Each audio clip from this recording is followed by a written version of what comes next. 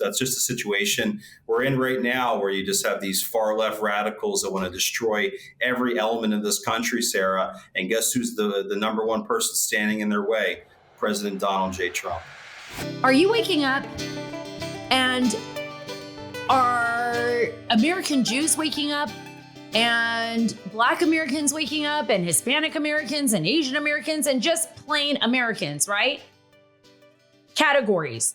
We see it all the time. We see the polls, and the polls are shifting. And people are saying they're not being quiet anymore. Whether you're Black American, Hispanic American, Asian American, it doesn't matter. You're an American, and you are tired of how this nation is being run. You're terrified. If you're anything like me, you're terrified that our border is wide open and that our government could care less about the threats that our children and our families could be facing, because they don't seem to care. But you have to ask yourself again, why? Why do they not seem to care? Why do they feel so safe, but we feel so threatened? What's the difference? Why are they so protected, yet we're not allowed to protect ourselves? Think about what the Dems' ideological, basically, background. Think about what they are asking us to do. Get rid of your guns. Trust the government to protect you. Don't protect Israel. Trust that the government is going to make the right decisions. Not for our allies and for you. Don't let us close that border. Leave it wide open. Don't worry, our FBI that really can't do its job because it's too busy basically investigating Americans is going to find the terrorists that leaked in through that border that we allowed in. Actually, we allowed in. They probably danced their way across the border. That we allowed in because we have tied the hands of our police officers behind their backs. Just trust us. Trust us. Trust us. No. I'm all about what Senator Rand Paul said. Remember when we were going to put together that special committee to basically oversee all of our social media and disinformation? Remember that? The big disinformation committee that was going to oversee all of the information that was being disseminated. It was going to be a government-run entity to make sure we were getting the truth. And Rand Paul said the government is the biggest disseminator of lies in the country. Why would we give them the job to basically disseminate the truth? Why would we do that? Because we know they wouldn't. We're living in times that are so perilous that if we don't do the job, folks, we will lose our nation. That if we don't put the right people into office, we will lose our nation. And I'm going to be talking to someone about that, somebody who is running for office, who is very direct about and warns about what we could be facing if we don't pay attention. Are the coalitions for America's major political parties shifting right before our very eyes? It's no secret that American Jews have historically been loyal to the Democratic Party. That's not even a secret. According to the Jerusalem Post, in past cycles, Jewish donors contributed 50% of the entire DNC budget, despite making up only 2% of the population of America. That's huge. That is a huge amount of money that the Democrats get from Jewish donors.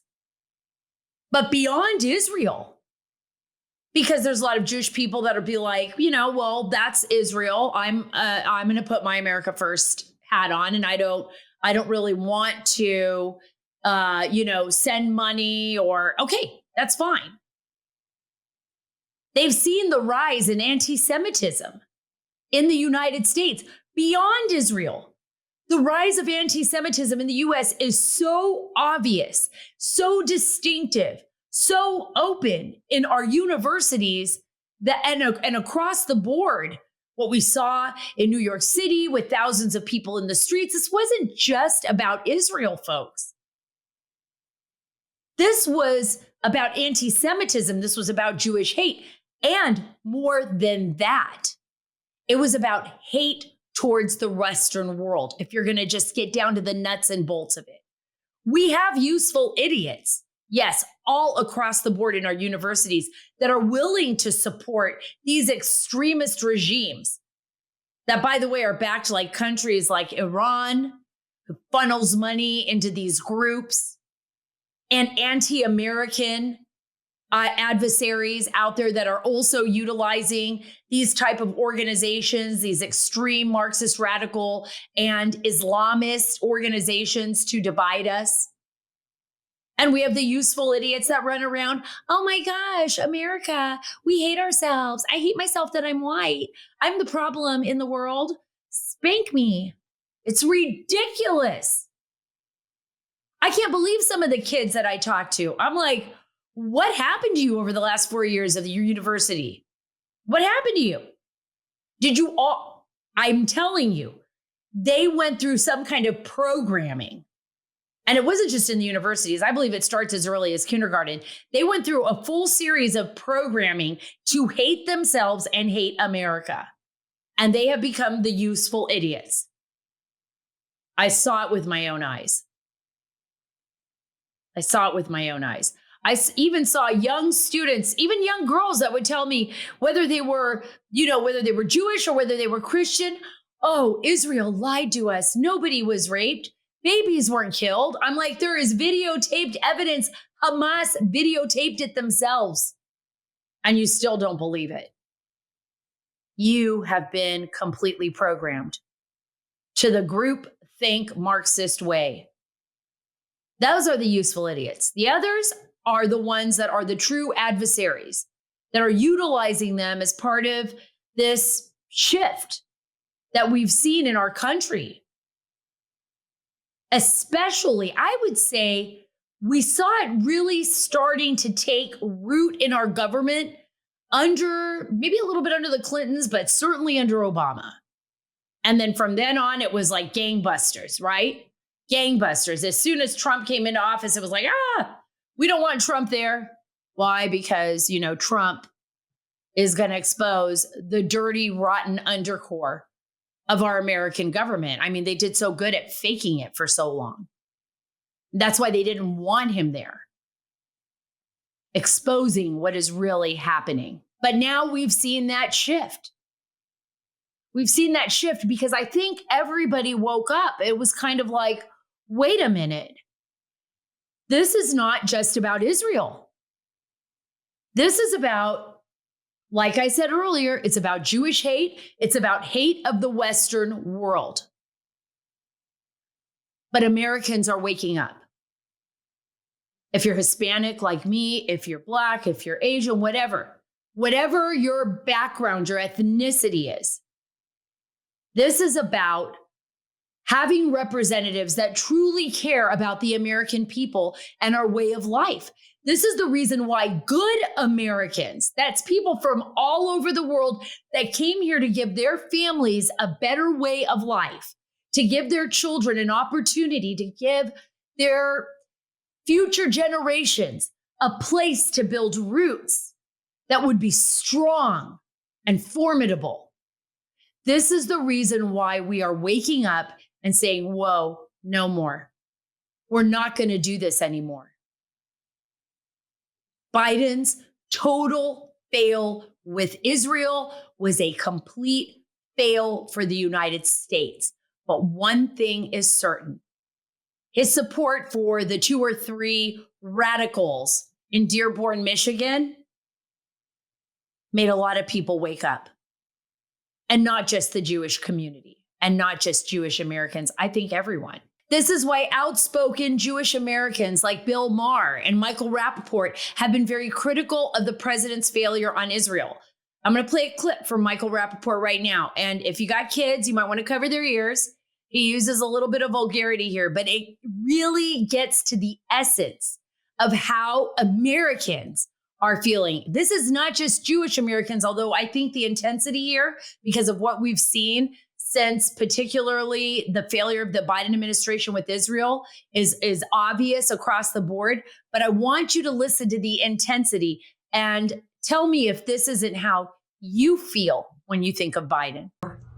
while American hostages and hostages from 22 countries are still in that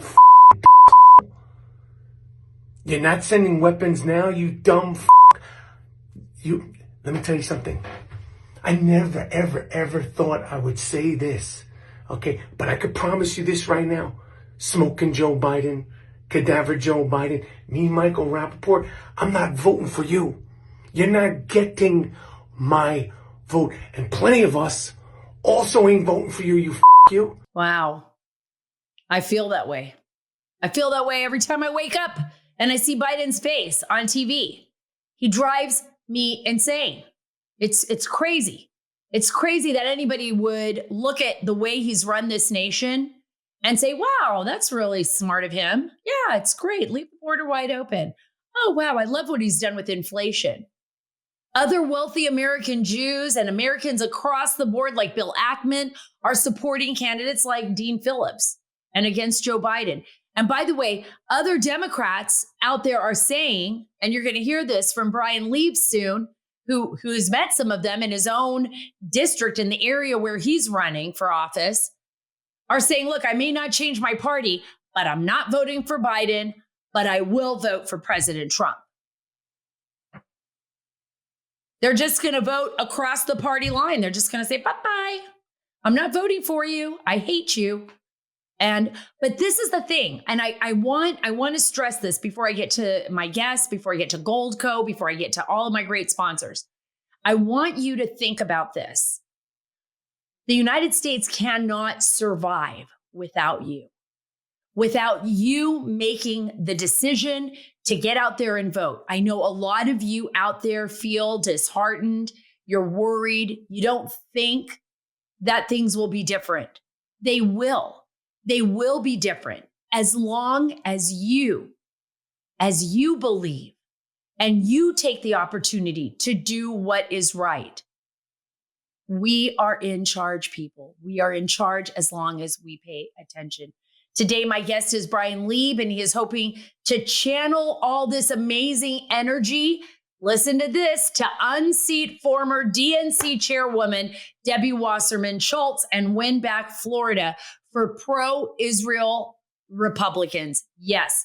But first, Goldco. Are you concerned about the endless flood of illegal immigration at the southern border? How about the $1 trillion being added to the national debt every 100 days?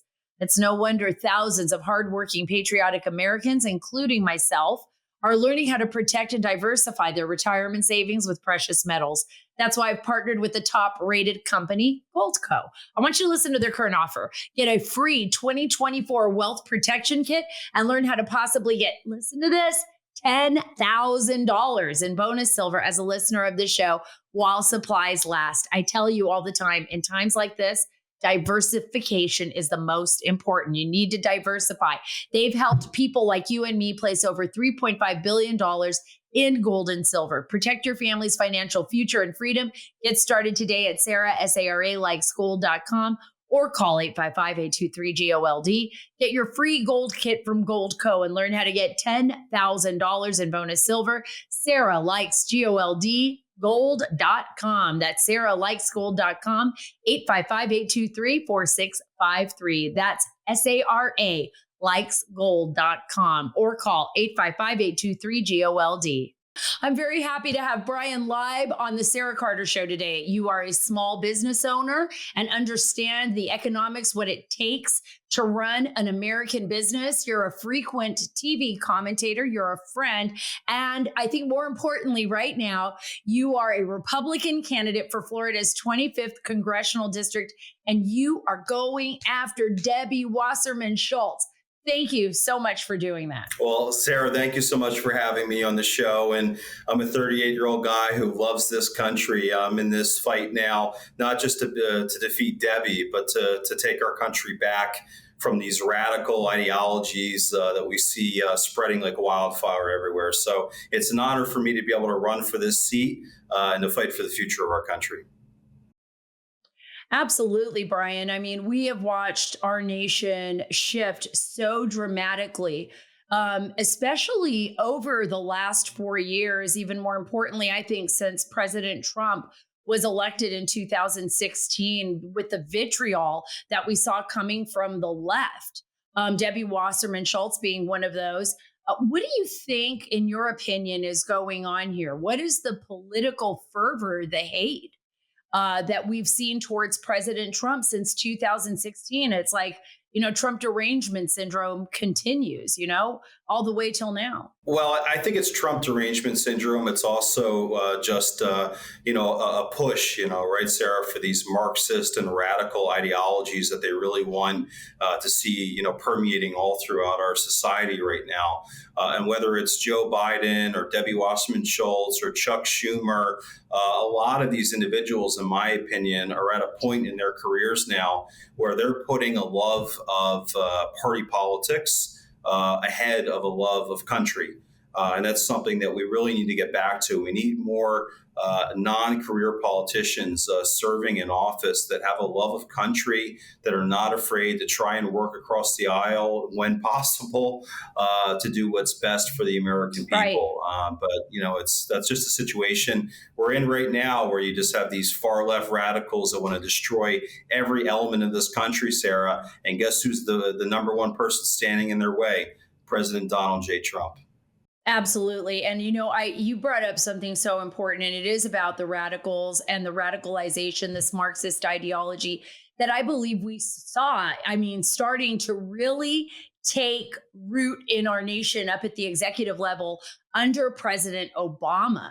I think it goes all the way back to Obama. And the reason why I bring that up is because it was the Obama administration that was so focused on the JCPOA, the Iran deal, the nuke deal with Iran, handing out the olive branch to all of our enemies, putting America last, really not focused on any kind of America agenda. It was always everybody else's agenda, which empowered the Iranian people and the Iranian government. It didn't empower the people, but the Iranian government to do what it has done, the attack on Israel, what we've seen across the board, the biggest state sponsor of terror. And the biggest news right now, and it was late last night, that it was confirmed that Iran's president, Ebrahim Raisi, and the former foreign minister, Hossein Amir, and I'm going to pronounce his name, may be wrong, Abdullahian, have both died in that helicopter crash.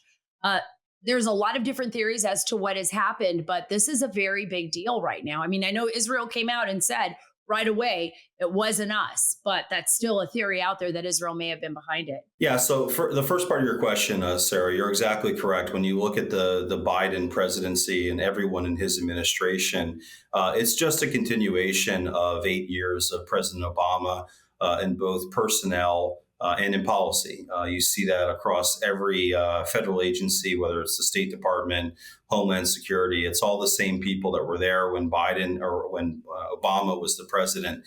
And they're very much looking to, I should say, continue, and they have been for the last 3 years, to continue on the Obama agenda of dividing this country, realigning the Middle East to stand with the mullahs in Tehran instead of standing with Israel, with Saudi Arabia, and with the UAE.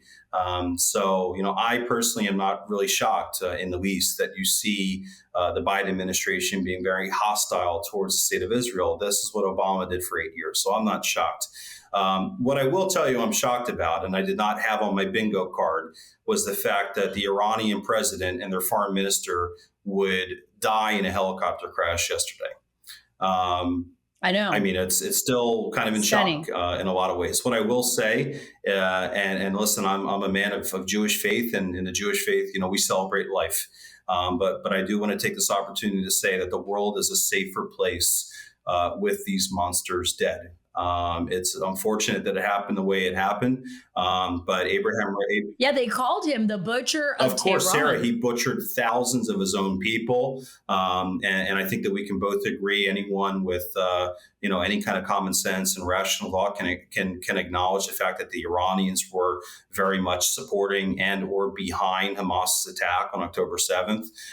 So listen, Abraham Raisi was not a nice guy. He had the blood of thousands of his own people on his hands, the blood of Americans on his hands, Jews, Israelis. So the world is a better place with these people gone. And now we'll see what happens in terms of there's a power vacuum, and I'm sure the Iranians are going to do some horse trading to see who comes in next. But we'll see what happens. Who knows exactly what happened? Again, the Israelis came out and said, "Oh, it wasn't us." There are some other elements here. I mean, the IRGC potentially could have sabotaged this helicopter because Raisi wasn't taking. Why would you think they would have done that? Well, why do you think the IRGC would have done that? Because that was my theory. That was what I was thinking when it happened. I was like, this might have been a win-win for IRGC. They might not have wanted him there anyways anymore, and they could have made it look like it was Israel or... Well, I mean, Sarah, the IRGC is loyal to Ayatollah Khamenei, who is the guy that runs the country. So if Khamenei and his inner circle, for some reason, thought that Raisi was not, really fully supportive of him, who knows what they could have done? I mean, this is a country that, routinely kills their own people in public squares and in public execution. So anything is possible when it comes to the Islamic Republic of Iran. Now, let me just add this point, though, Sarah. Let me just say this. The Iranians are still using fighter jets from the 70s and 80s. Their helicopters are from the 70s and 80s. So as much as they are this, kind of 10,000-pound gorilla in the Middle East, a lot of their technology from a military perspective is still very much in the Stone Ages. And the helicopter that Raisi was on was from the 1970s, believe it or not. So that, yeah, absolutely. The weather was terrible. It was hazardous weather conditions, which surprised me that they would have taken off in those kind of conditions. So yeah, you're right. If they're flying around in an old 70s helicopter, I think those were Hueys. I actually was in one of those in Guatemala. So yes, it is a little bit disheartening when you're up in the air in something very old that rattles around a lot. So it's surprising to me that they took them up there. Let me ask you this question though. Is anything going to change in Iran? Because in Tehran, losing the president, he's kind of like a figurehead. He isn't really the authority. The Ayatollahs are the authority. This is a cult-like regime. They operate with these cult-like ideals. It's how they've controlled their country and their nation. Anything do you see shifting because of his death, or everything stays the same? You're exactly correct. Raisi's a figurehead. He's not the one that actually calls the shots inside the Islamic Republic of Iran. So it's just going to be the next man up. The vice president, who is now going to become the president, is just as radical as Raisi is. I'm sure they will have open elections in Khamenei and the Islamic inner circle, the guard there, they'll decide who the next president's going to be. One thing that will be interesting to watch, though, Sarah, is whether or not the Iranian people take to the streets and start openly protesting against the regime. Maybe they see an opportunity here to try and send a message that they are done with the regime. So that could be an interesting wrinkle here, but it's going to be more of the same in terms of who's in leadership inside the Islamic Republic of Iran. Hey, folks, you know how much I love MyPillow and Mike Lindell. Well, when Mike Lindell first launched MyPillow, it was solely a solution for just one problem: pillows, right? But then he just began to expand with the dedication of his team. They offered hundreds of different products. And to spread the word that they will not be part of cancel culture, they're hosting a $25 extravaganza, and it's going on right now. Here's the current offer. If you use promo code Carter, that's CARTER at mypillow.com, to get the sale price and free shipping on your order over $75. Here are some of the products that are available for just $25. Listen to this: 2-pack MyPillows, MyPillow sandals, luxurious 6-pack towel sets, brand new 4-pack dish towels, small dog beds, beach towels, other savings with promo code Carter. Listen to this: Giza Dream bed sheets, queen size, only $59.98, folks. You can't beat that with promo code Carter, CARTER, and 60% off My Slippers. That's 60% off My Slippers. Mattress toppers are as low as $99.98. Go to mypillow.com or call 1-800-685-7221 today to get in on the $25 extravaganza. Be sure to use code Carter to get the sale price and free shipping on your order over $75. Call 1-800-685-7221 or go to mypillow.com, promo code Carter. Again, mypillow.com, promo code Carter. Let me ask you this. Were you surprised that Debbie Wasserman Schultz, potentially your opponent in this race, is siding, like it appears to be siding with Iran and against Israel? Like she just can't seem to side with an ally of the United States. I mean, she voted against Israel on Thursday. There was a That's the resolution that way was I put see on it. the floor. Yeah, a resolution put on the floor, for the House to compel the Biden administration to authorize their congressionally approved ammunitions and aid package to Israel. And Debbie voted against it. Now, she said, "Oh, well, I voted against it because it was a meaningless resolution." There is no such thing right now as a meaningless resolution. And at the end of the day, when you're a member of Congress, you have a record. And Debbie continues to show that she will do anything and everything to carry the water for President Joe Biden, Senate Majority Leader Chuck Schumer. She didn't say a single word condemning Chuck Schumer when he took to the floor of the Senate and called for open elections in Israel. She hasn't said a single word about Joe Biden as he continues to send billions of dollars to the Islamic Republic of Iran. So, she is way too entrenched as a member of Congress. She's been in there now for over 20 years. And so it's not very shocking that she continues to just really do whatever the Democratic Party does. She is more of a loyalist to the Democratic Party than she is to the country.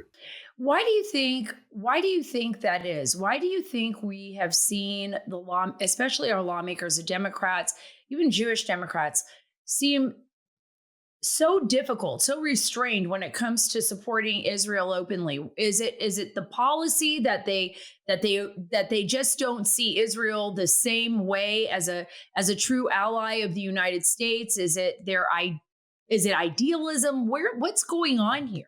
Because after October 7th, you would have thought the United States, based on what we've been through, having nothing to do with, with your beliefs, but just with the human connection, right? After what we went through on September 11th, you would have thought that every single lawmaker would have been like, Israel, do whatever you need to do. Do whatever you need to do. The attack was so horrific. It was an act of war by Hamas on Israel. But that was not the case. Yeah, I mean, unfortunately, Sarah, I think the Biden administration is a little too focused on their own two-state solution, and that two-state solution is Michigan and Minnesota, and very focused on the votes, in particular the Muslim community and the far-left community there. And I think that's why you see a lot of this pandering. One day Biden supports Israel, the next day he's unfreezing billions to the Iranians. The next day, he's telling Israel, don't go into Rafah to get the hostages back and to end Hamas once and for all. So I think it's all very calculated at this point, right? They're very focused on winning the election in November. And they seem to think that the way for them to win the election is to pander to the far left portion of the Democratic Party and also to the Muslim base. To me, as someone that understands politics, maybe just a little bit, it doesn't make sense. The Muslim vote is not big enough. The far left vote in America is not big enough. So it doesn't really make sense. But then again, Sarah, it doesn't make sense that we have a wide open southern border. It doesn't make sense that we're sending money to countries all around the world that don't even like us. So there's a lot of things that don't make sense with this administration. So I guess we shouldn't be shocked. Well, and that's the thing, right? I mean, this is where the nuts and bolts come in. If we have an executive branch that is deliberately working against the national security of our own country, as well as our allies, that is a stunning admission. I mean, are we supposed to just sit back? It's like a Trojan horse. It's like watching, I can imagine the Trojan horse rolling in and saying, well, I just can't believe that that's the case as the army jumps out, to target us. I mean, we've seen, fentanyl deaths rise in the United States, the wide open border, the FBI saying, hey, look, we don't even know who's in our country. There is a direct threat to our national security. It could be emanating from people that have come across that border. And our greatest ally in the Middle East is at risk and has been having to fight tooth and nail, as the prime minister and Ron Dermer said, we'll do it even with our fingernails falling off. We will go into Rafah. And they did, to target, even without the support of the United States. How dangerous? You're running for office. How dangerous is it that it appears that sometimes our worst enemies are us against ourselves. Yeah, Sarah, again, there's really not a lot of rhyme or reason with what the Biden administration is doing domestically or internationally as well. I mean, when you look at the Biden administration's foreign policy agenda over the last 3 years, I would challenge you, any of the viewers and listeners, or any American to tell me one single foreign policy achievement that the Biden administration has secured in the last 3 years, because you can't. They haven't really done anything. They've alienated everyone except the Iranians. Again, very shocking.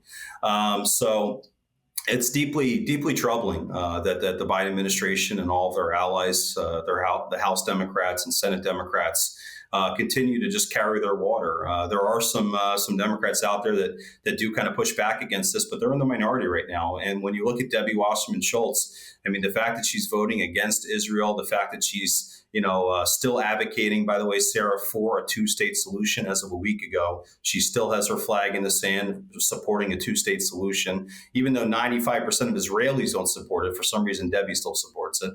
And I'm sure we'll talk about this in a second here, but Debbie also voted against a bill that Republicans put on the floor that said illegal immigrants that beat up cops should be deported.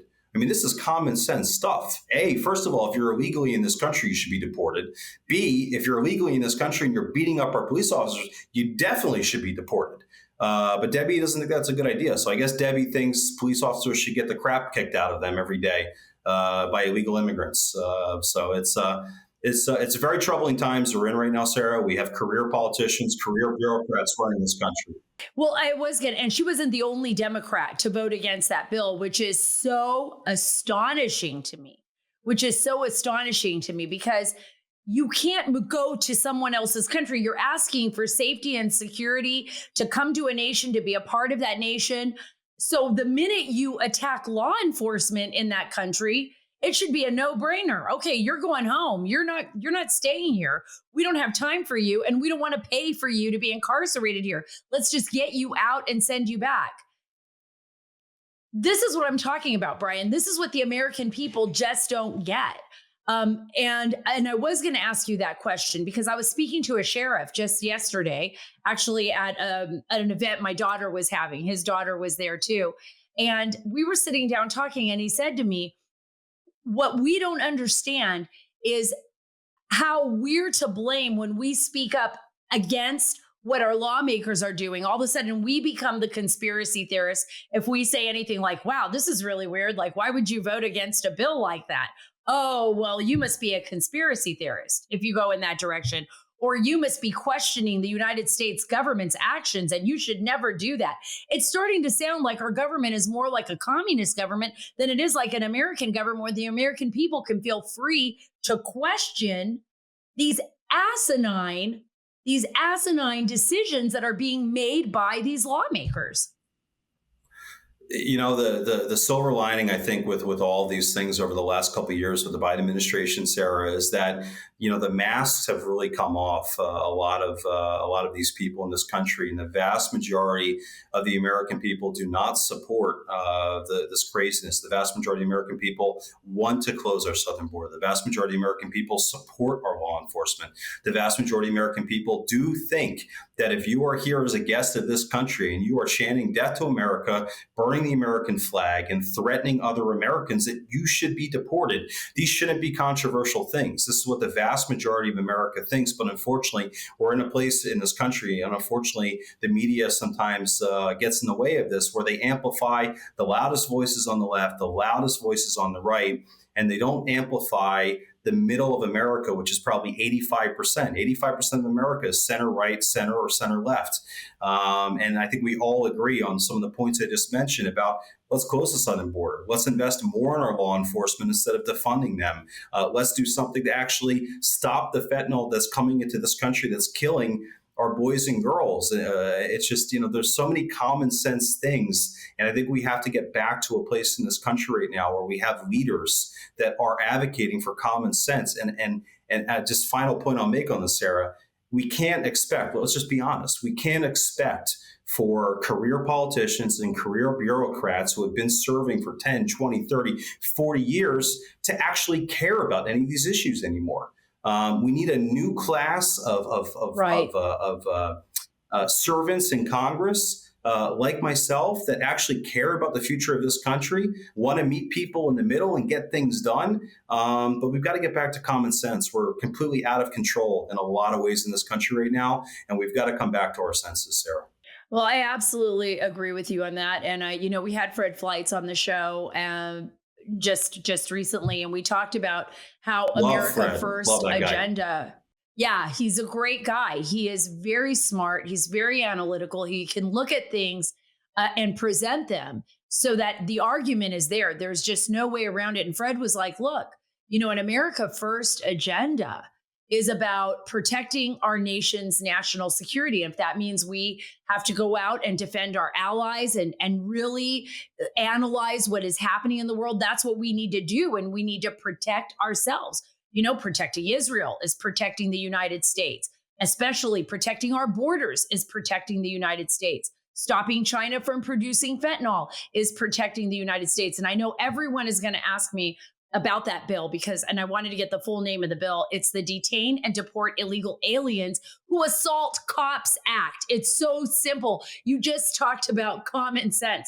And it was actually first introduced by New Jersey Rep. Jeff Van Drew. It was backed by several other Republicans. It is among a series of legislation that the U.S. House GOP has vowed to bring back to the chamber floor in the coming days. And Republicans, basically the majority of Republicans voted for this bill. They were joined by 54 Democrats to send the bill to the Senate at that time. And then, but all the no votes obviously were cast by Democrats. It was like just across the board, all the no votes were then again, back to what you said, they have this ideology and they don't really care about the American people. They're not the ones suffering. We're having to live in these communities. Let me ask you this. You've been involved with groups like Jexit. I love Jexit. I love everybody there. Siggy, Michelle, Karen, all my good friends, Maria, and the Zionist Organization of America, another great organization. Will American Jews finally realize that the majority of Democrats are just not their friends? Is there going to be a moment, a wake-up call? I think Jexit is a fantastic organization. They're doing really tremendous work, and I do think that listen, post October 7th, and especially what we see happening on our college campuses, a lot of Jewish Americans are waking up, and I can tell you that I personally, since I've been out on the trail the last couple of weeks here, I've personally done over 10 party switches of Jewish Democrats that are now registered Jewish Republicans just so they can vote for me. So I think you're going to see a lot more of that happening because the vast majority of people are just, especially Jewish Democrats, they see what's happening to their party. They don't recognize their party anymore. The moderate Jewish Democrats are kind of in the minority right now. You have Debbie Wasserman Schultz voting on bills against Israel. And that's really waking a lot of people up. And I had this one woman I met a couple days ago, 75-year-old Jewish Democrat, Sarah.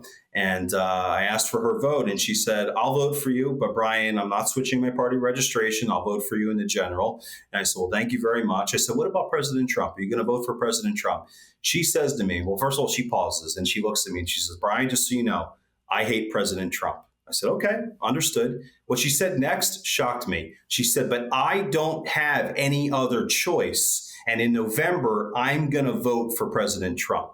So someone that hates President Trump, a Jewish Democrat, hates President Trump so much, but she understands that the Democratic Party has abandoned her and her ideals. She's voting for President Trump in November. You're going to see a lot more of that throughout the United States of America, not just from Jewish Democrats. I think you're going to see that from Black Democrats, Latino Democrats. A lot of people are fed up with this Democratic Party. And I think we're going to have a really big and successful November for the Republican Party. And of course, for President Donald J. Trump. I absolutely agree with you. We're seeing that in the polls. We're seeing that among, Latino, Hispanic Americans across the board. They're really going to feel it. The Democrats are really going to feel it there. They're really going to feel it, especially with Black Americans across the board. We're seeing people come out and say, no more of this. This is not my party. They do not represent me at all. Do you think it's a miscalculation on the Democrats' part? Like they continue to have this mindset that anybody who's a minority, anybody who is in poverty, anybody that they control those areas of our society, and they don't really represent the whole of America. It's like they have this kind of antiquated mindset that it just doesn't work now. People are seeing right through the lies. You know, everything that the Biden administration and the Democrats that are supporting them are doing right now is kind of the opposite that you would do if you actually want to win an election. Because the vast majority of the American people are sick and tired of a wide open southern border. They're sick and tired of the Biden inflation that's happening in this country. And every voter that I talked to over the last couple of weeks, I've said, what's keeping you up at night? The two issues that I hear every single time are, Bryan, our southern border and our economy. So everything that the Biden administration is doing right now is making the economy worse. It's making immigration worse. So it's interesting, Sarah. It's almost like they're doing everything opposite of wanting to actually win. And they're almost, pushing Trump right back into the White House. And the same could be said for the show trials that we see happening, right? All throughout, the last couple, absolutely, I guess all this year. It's like, why are they doing this? They know it's strengthening Trump. They know it's getting the base riled up. And they know that middle America is looking at these things and saying, we don't like this, and we're going to support Trump. So it's very weird what the Biden administration is doing right now. Again, it's almost like they don't want to actually win the election, but I'm not complaining. Let them continue to do it. And then when Trump gets back in, we're closing that border. We're deporting everyone that's here illegally, and we're going to start standing for America first once again. Well, absolutely. And I you know what? It's election interference, plain and simple. I can see it's weaponization of our court systems, lawfare, whatever you want to call it. But when President Trump comes back into office, and I'm going to give you the last question. What is the first thing that you think President Trump needs to do right when he gets into that White House? Sarah, thanks for having me on here. Listen, at the end of the day, President Trump needs to close the southern border once and for all. And we need to, again, this is not... How about cleaning out all those swamp creatures in Washington so he can close it? Well, that's my job. That's going to be my job, Sarah. I'm going to clean out the swamp creatures in D.C. President Trump, he needs to close that border, and we need to start moving forward with the largest deportation that we've seen in our history. We have way too many people that are here in this country illegally that are not here for the right reasons. We have a lot of people that want to come to our country legally. Let's prioritize the people that want to be here instead of just opening the floodgates for anyone to come into our country legally. It's unacceptable. The American people are fed up with it, and President Trump's the man to get the job done. Yeah, I'm fed up with it too. Bryan, where can our listeners go to support you? Where can we all go to back you for this run? And I'll leave that up to you. Final words. Sure. Please visit my website, Bryan with a Y for Broward, Bryan, F-O-R, Broward.com. Learn a little bit more about my race. And just the closing comment that I have, and I mentioned this in the beginning, I'm a 38-year-old guy. I love this country. I've been very blessed with a lot of opportunities in this country. All of it's, by the way, been achieved through hard work. But I'm very blessed in a lot of ways. And I'm jumping into this race, Sarah, not because I want to be a career politician. I don't want to be a career politician. I want to get into Congress. I want to leave my mark. I want to shake things up. I want to start putting us in a different direction.